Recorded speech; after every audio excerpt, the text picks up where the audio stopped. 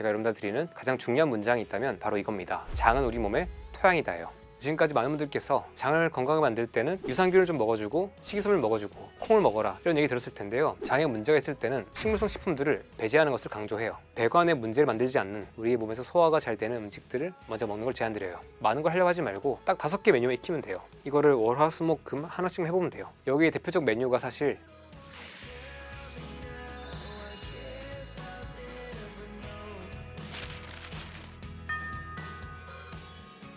안녕하세요. 저는 유튜브 크리에이터 최겸입니다. 유튜브 채널 다이어트 과학자 최겸을 통해서 사람들에게 어떻게 건강하게 몸과 마음을 돌보는지 제가 공부한 것들을 전하고 있습니다. 많은 분들께서 각자 지금 건강과 관련해서 한 가지씩의 고민이 있을 겁니다. 무언가 열심히 운동도 하고 식단도 하는데 잘 해결되지 않는 문제가 있다면 오늘 영상에서 굉장히 중요한 인사이트를 드릴 테니까요. 끝까지 봐주시면 고맙겠습니다. 오늘 저는 제가 이전에 하지 않았던 이야기를 중요하게 하려고 하는데요. 그건 바로 장과 미생물입니다. 현대 많은 분들이 겪고 있는 문제가 비만, 당뇨, 암, 심혈관 질환, 고혈압, 그리고 지질대사에 문제가 생기거나 그 외에도 요즘에는 다양한 호르몬 질환들 또는 면역 질환, 자가 면역 질환, 염증 질환 같은 것들이 있습니다. 그리고 되게 많은 분들이 이 소화기에도 문제가 있는 것을 볼 수 있어요. 또 알 수 없는 이유로 인한 두통이나 통증 같은 것들도 있을 겁니다. 이것들이 있었을 때 여러분들은 보통 어떻게 하시나요? 아마 많은 분들께서 병원에 가서 약을 받거나 또는 어떤 시술이나 수술을 할 겁니다. 그런데 조금 다른 관점이 있어요. 우리가 우리의 몸을 어떤 고쳐야 되는 대상으로 어떤 불완전한 대상으로 보게 되면 그렇게 병원에 맞출 수도 있지만요. 급성이 아니라 만성 질환들의 경우에는 우리가 일상에서 놓고 있던 어떤 문제 자극들, 문제 습관들을 바꿔줄 경우에는 되게 빨리 또는 시간이 걸려도 어느 시점에는 치유가 되는 것을 많이 볼 수 있습니다. 그런 관점으로 우리 몸이 원래 되게 정교하고 똑똑하게 시스템이 갖춰져 있다는 것을 믿으시고 우리가 어떤 것들을 잘못하고 있었는지를 보시면서 하나씩 바꿔나가는 것, 이게 제가 건강을 보는 관점인데요. 우리가 한 5년 전, 10년 전까지만 해도 이 살찌는 것은 단순히 우리가 많이 먹고 또는 적게 움직여서 살찌는 거라고 얘기했습니다. 그런데 제가 이 주제를 공부하다 보니까 이게 칼로리가 중요한 건 맞는데 원래 우리 몸이 가지고 있는 어떤 요소들의 문제가 생겼을 때 그것들이 반복되는 과정에서 우리 대사 시스템이 더 이상 그것을 적절하게 처리하지 못할 때 발생하는 게 비만이고 그 외에도 당뇨, 암, 심혈관 질환이 같이 발생한다. 이런 것들에 대해서 알게 되었습니다. 여기에서 우리가 할 수 있는 것은 우리 일상에서 몸에 들어오는 인풋 요소들, 이것들을 적절하게 관리하는 거예요. 우리 몸은 기본적으로 세포라는 것들의 무수히 많은 집합입니다. 약 40조 개가 되는 세포들이 모여서 다양한 장기를 이룹니다. 이것들이 어떤 기능을 하고 있고요. 이것들은 또 모여서 긴밀하게 서로 다른 요소들과 함께 상호작용하고 있어요. 이것을 우리가 과학에서는 계, 시스템이라고 합니다. 대표적으로는 호흡계, 숨을 쉬고 세포들이 호흡하는 이 산소 운반에 관련된 시스템이 있고요. 혈관 속에 있는 혈액을 통해서 다양한 물질들이 이동하는 순환계가 있습니다. 그리고 우리 몸의 살림을 위해서는 밖에서 어떤 물질이 들어와야 돼요. 이것을 위해서 우리가 음식을 먹죠. 이것을 들이고 소화하고 흡수하고 이 과정에 관련된 소화계가 있고요. 소화 과정이나 대사 과정에서 만들어진 노폐물들을 처리하는 게 비뇨계입니다. 그리고 내분비계와 신경계는 몸에 있는 다양한 요소들이 서로 긴밀하게 신호를 주고받기 위해서 사용하는 메신저 같은 것들이에요. 내분비계는 호르몬과 관련된 시스템이고요. 신경계는 어떤 전기적 신호의 전달과 관련된 시스템입니다. 그 외에도 구조적으로 근육과 골격이 뭔가를 잡아주고 있고요. 나아가서 우리한테는 피부 시스템도 있고요. 생식계도 있고 면역계도 있습니다. 이렇게 우리의 몸은 우리가 그렇게 평범하게 살아오고 있는 것처럼 보이지만 지금 이 순간에도 다양한 시스템들이 되게 열심히 역동적으로 작동하면서 상호 협력하고 있어요. 그런데 우리가 과거까지는 우리의 몸을 이렇게 세포의 집합만으로 봤다면 요즘 현대 과학은 조금 다른 방식으로 우리의 몸을 보고 있습니다. 여기서 중요한 게 바로 미생물입니다. 미생물은 우리가 눈에 보이지 않는 되게 작은 생물체를 의미해요. 여기에는 박테리아, 바이러스, 곰팡이 같은 것들이 있습니다. 그리고 이런 미생물들은 우리 몸의 전신에 있습니다. 대표적으로는 우리의 피부, 호흡계, 구강계 또는 장과 같이 우리 몸의 어떤 점막과 같은 이런 기관들에 많이 살고 있어요. 이것들이 장에 있으면 여러분들께서 많이 들어보셨을 장내 미생물이 돼요. 마이크로바이옴이라는 단어도 들어봤을 겁니다.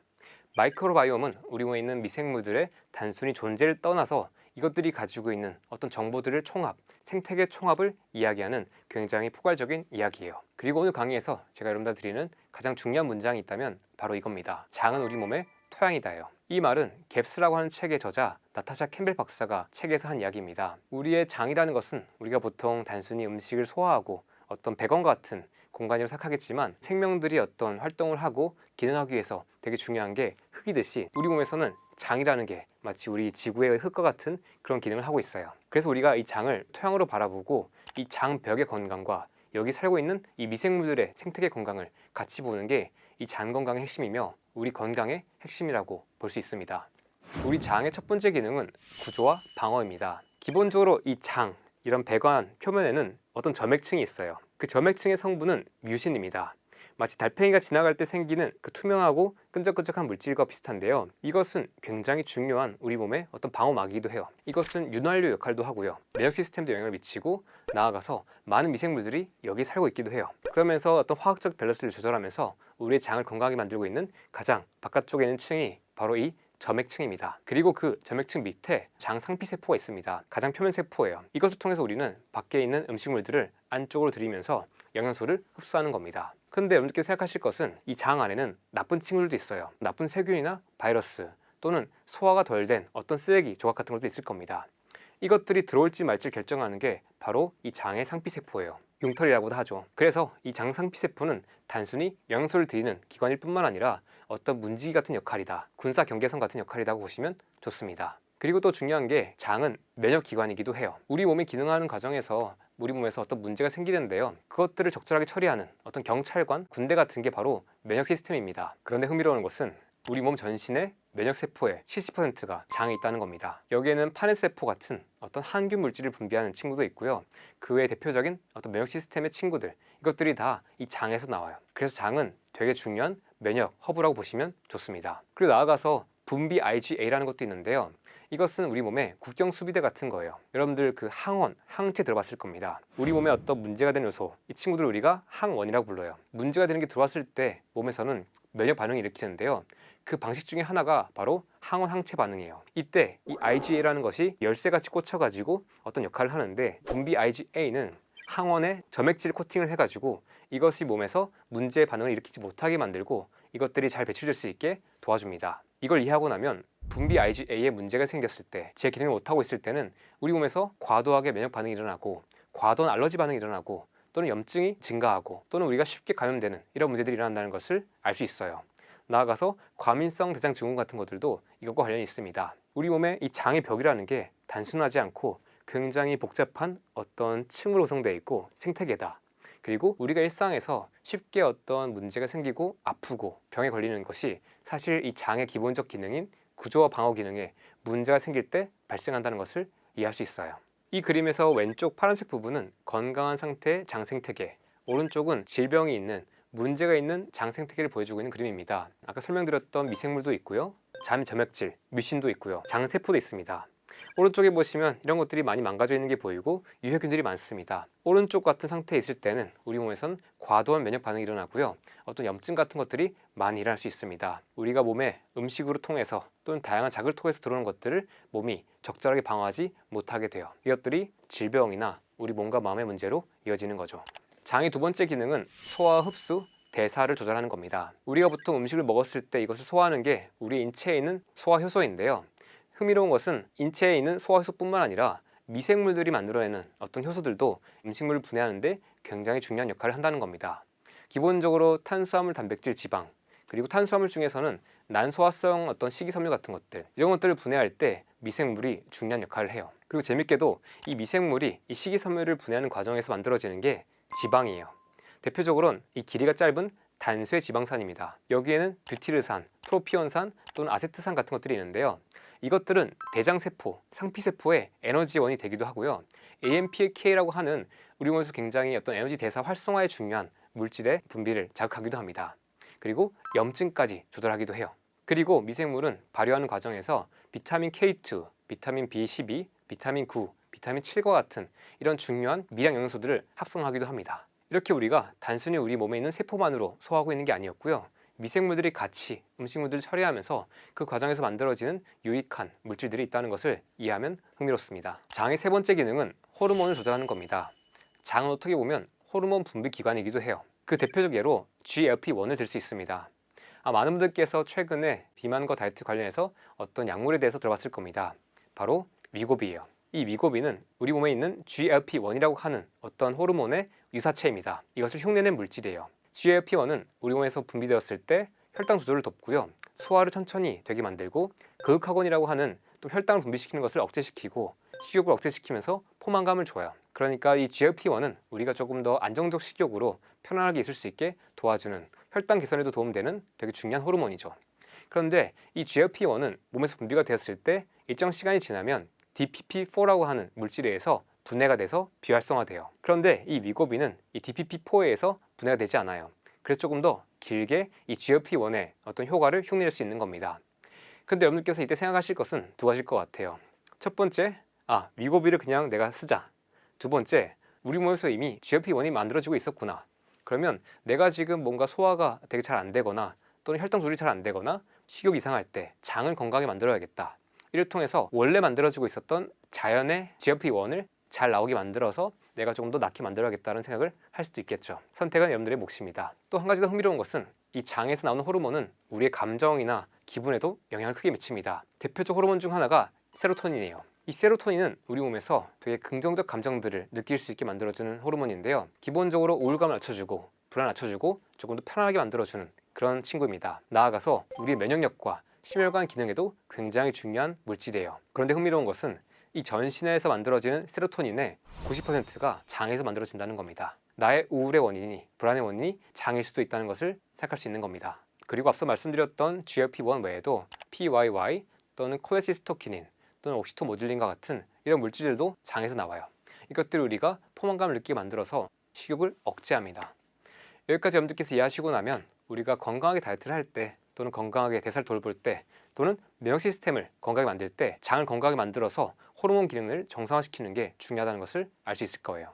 그리고 장의 기능 네 번째는 다른 장기들과 연결되어서 긴밀하게 상호 협력하는 겁니다. 대표적으로는 뇌, 면역 시스템, 간, 심혈관계, 뼈, 피부가 있습니다. 여러 가지 축 중에서 굉장히 중요한 게 하나가 장, 뇌축입니다. 아마 많은 분들께서 장은 제2의 뇌다라는 말을 들어본 적 있을 겁니다. 장은 아까 말씀드렸던 어떤 소화 흡수, 방어를 하는 기관이기도 하지만요, 하나의 신경기관이기도 합니다. 장에는 무려 5억 개의 신경세포가 있어요. 물론 뇌에 비하면 되게 양이 많지는 않지만요, 장에 있는 이 많은 신경세포들은 하나의 어떤 독립적인 신경기관으로 작용하고 있어요. 그리고 이런 신경기관들은 몸에서 다양한 작용들에 영향을 미치기도 하지만 뇌와도 연결돼 있어요. 장과 뇌가 연결된 그 회로, 그 신경회로를 미주신경이라고 합니다. 그리고 장과 뇌는 이 미주신경 외에도 어떤 분비물을 통해서 서로 긴밀하게 어떤 신호를 주고 받고 있습니다. 우리 뇌가 스트레스를 받거나 수면이 모자라거나 감정을 느낄 때, 이때 이것이 장에 영향을 미치기도 하고요. 반대로 장에서 어떤 문제가 있을 때, 염증이 있거나 어떤 소화가 되고 있는 과정에서 이런 반응이 있을 때 바로 뇌에다 영향을 미치기도 합니다. 지금 이 순간 우리가 느끼는 어떤 우울감이나 어떤 감정들, 반대로 좋은 기분들이 있을 때 또는 우리가 에너지가 넘칠 때, 그때 장에서 만들어지는 어떤 물질들의 신호들이 뇌에 미치는 영향에 의한 반응이라고도 볼 수 있는 거죠. 그래서 우리가 건강하게 살기 위해서는 이 장도 잘 돌봐야 한다는 것을 알 수 있습니다. 그렇다면 이제부터는 어떤 것들이 우리의 이런 생태계에 문제를 만드는지를 살펴보겠습니다. 첫 번째는 음식 독소입니다. 저는 사람들한테 설밀나튀, 술, 커-UR 이 물질들을 조심하라고 말씀드리는데요. 그리고 그 외에도 현대 가공식품을 통해서 섭취되고 있는 다양한 식품 첨가물들, 이것 중에 모든 것은 아니지만 일부가 몸에서 이런 생태계에 문제를 만들 수도 있고요. 그리고 우리가 식물성 어떤 재료들을 기를 때 사용되는 농약, 이것도 몸에 들어왔을 때 특히 장에 문제가 된다는 이야기가 많습니다. 네 번째는 항생제와 약물인데요. 현대 만들어진 다양한 약물들 또는 항생제 같은 것들이 어떤 급성 질환을 치료할 때 도움이 될 수 있긴 하지만 이것들은 결국에는 그 문제만 치료하는 게 아니라 몸에 있는 자연스러운 생태계의 파괴를 또는 교란을 만들기 때문에 함부로 과하게 사용해서는 안 된다는 것도 우리가 이해할 수 있을 겁니다. 다섯 번째와 여섯 번째는 영양 결핍입니다. 우리가 식단에 문제가 있어서 어떤 영양소가 충분히 안 들어오게 되면 몸이 또 기능하는 데 필요한 영양소가 모자랄 수도 있고요. 또 현대에는 우리가 먹고 있는 농수 축산물, 여기에 어떤 영양 결핍이 일어나서 우리가 뭔가를 먹고 있지만 실질적인 영양 공급이 안 되는 경우도 있습니다. 일곱 번째는 수면 이상입니다. 많은 현대인들이 지금 잠을 충분하게 적절한 패턴 안에서 자지 못하고 있어요. 그래서 우리 몸의 입장에서는 어떤 생체 리듬이 있는데 그것에 교란이 일어나서 지금이 아침인지 낮인지 알 수 없고요. 또 자는 동안에 우리 몸의 이 장과 세포들 또는 면역 시스템 같은 것들이 회복이 돼야 되는데 그것들이 제대로 일하지 못하면서 이런 생태계에 문제가 생기기도 합니다. 여덟 번째는 조금 여러분들이 놀랄 수도 있는데요. 지나치게 살균을 많이 하고 수독하는 것도 어떻게 보면 문제가 될 수 있습니다. 미생물이 무조건 나쁜 거라면 우리가 이런 것들을 없애는 게 좋을 수도 있지만요, 이런 미생물들은 사실 적절하게 들어와서 적절하게 우리가 반응할 수 있어야지 잘 살 수 있어요. 우리가 어린아이를 생각해보면 이 어린아이가 살아갈 환경 자체가 무균 환경이 아니기 때문에 이 친구들은 미생물과 잘 교류하면서 살 수 있어야 돼요. 그런데 우리가 지나치게 살균해버리면 막상 우리가 이런 미생물들과 만났을 때 제대로 반응하지 못하게 돼요. 우리가 이것들에 피해를 받을 수 있습니다. 9번째는 활동 부족인데요. 많은 분들이 운동이 건강에 좋다는 건 알고 있을 텐데 그 이유 중에 하나가 바로 이런 미생물 건강, 장 건강과도 연관이 있습니다. 우리가 이렇게 많이 움직일 때 우리가 움직이고 신경계를 자극하면서 장 운동이 원활해지면 이것들이 미생물 건강에도 좋은 영향을 미쳐요. 그리고 우리가 운동하는 과정에서 염증이 떨어지고 스트레스가 줄어들고 면역력이 개선됩니다. 이것들도 장 건강, 미생물 건강에 굉장히 중요하기 때문에 우리가 평소에 부지런히 다양한 방식으로 움직이고 신경계를 또는 우리의 어떤 시스템들을 활성화시켜주는 게 굉장히 중요하다는 것을 알 수 있어요. 10번째는 마음 독소인데요. 아까 제가 뇌와 장이 굉장히 긴밀하게 연결되어 있다고 말씀드렸습니다. 우리가 일상에서 사람들과 느끼는 어떤 부정적 감정들 있잖아요. 어떤 두려움이나 불안, 어떤 분노 이런 것들은 단순히 거기서 끝나지 않고요. 실질적으로 몸에 생리적 반응을 일으킵니다. 긴장되거나 두려울 때 우리가 보통 장이 꼬이는 느낌이나 또는 소화가 안 되는 느낌을 받은 적 있을 거예요. 그것도 이것의 예시이기도 합니다. 평소에 이 마음 독소라고 할 수 있는 나쁜 감정들을 많이 가지고 있으면 장도 건강할 수가 없어요.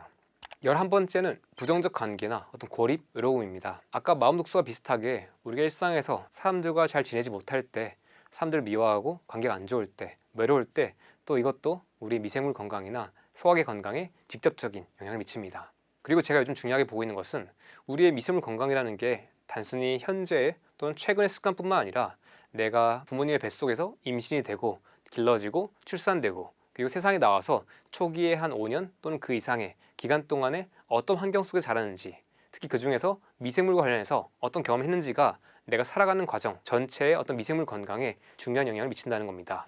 이건 최신의 한 연구를 통해서도 명확하게 밝혀졌는데요. 우리가 지식 분만을 하느냐 또는 제왕절개를 통해서 어떤 수술을 통해서 나오느냐에 따라서 그 아이의 이후 미생물 건강이 굉장히 달랐어요. 그런 식으로 우리가 생애 초기에 딱 미생물과 처음 만나는 그 시기에 우리가 건강한 미생물을 좀 더 많이 만나고 또 충분하게 이것들과 상호교류를 하면서 아이 몸에서 건강한 어떤 미생물 군집을 만들었을 때 그때 그 아이는 조금 덜 아프고 조금 더 활발하게 건강하게 잘 지낼 수 있다는 것들이 나오고 있습니다. 그런데 제가 보통 이런 말씀을 드리면 많은 분들께서 조금 불편해하시기도 하는 것 같아요. 이미 아이를 낳았고 기른 상태에서 이걸 알게 되면 불편할 수 있으니까요. 그런데 사실 우리가 항상 중요한 것은 지금 이 순간 할 수 있는 게 최선이 무엇이냐일 것 같습니다. 혹시나 지금 아이를 낳으셨다면 그러면 지금이라도 우리가 아이의 미생물에 관련해서 장 건강 관련해서 볼 수 있는 것들을 돌보면 되고요. 혹시나 아직 아이를 낳지 않았거나 미혼인 남녀라면 우리가 조금 더 이 장 건강과 미생물 건강을 돌봤을 때 나중에 태어날 나의 2세들이 조금 더 건강하게 살 수 있다는 것을 알 수 있고요. 우리가 이런 것들을 조금 더 사회 전반에서 같이 이해를 하고 중요하게 이야기한다면 그 아이들이 만들어낼 사회가 조금 더 건강해질 거라고 생각합니다. 첫 번째, 독소의 노출을 줄이는 겁니다. 염증, 활성산소 또는 고혈당, 일주일리듬 교란 또는 마음 독소, 그리고 식품의 독소들 또는 중금속 같은 것들 이런 것들 하나씩 보시면서 내가 일상에 이 중에서 어떤 것에 과하게 노출되어 있었는지를 보시면서 하나씩 조절하거나 줄여나가는 것이 중요합니다. 이것이 건강관리의 시작이라고도 볼 수 있어요. 두 번째 솔루션은 소화관과 미생물을 건강하게 치유하는 겁니다. 이를 위해서 기본적으로는 장을 망치는 물질을 그만 넣어야겠죠. 그리고 우리 장에 도움이 되는 물질들을 넣을 수 있을 겁니다. 여기에는 프로바이오틱스, 유산균 같은 것들이 있을 거고요. 음식을 통해서, 발효식품을 통해서 섭취하는 이런 미생물도 있을 겁니다. 그리고 이것들의 먹인 식이섬유도 중요합니다. 그리고 의외로 운동이나 스트레스 감정 관리 또는 관계를 맺는 것, 잘 자는 것 이것들도 우리의 장과 소화 시스템을 건강하게 만들고 마이크로바이옴 생태계를 건강하게 만드는데 굉장히 중요해요. 그리고 혹시나 조금 더 장과 관련해서 건강하게 만들고 싶으신 분들의 경우에는 갭스 식단에 대해서 공부하시고 실전적으로 적용해 보시는 것을 제안드리겠습니다. GAPS, 갭스는 Gut and Physiology Syndrome의 약자입니다.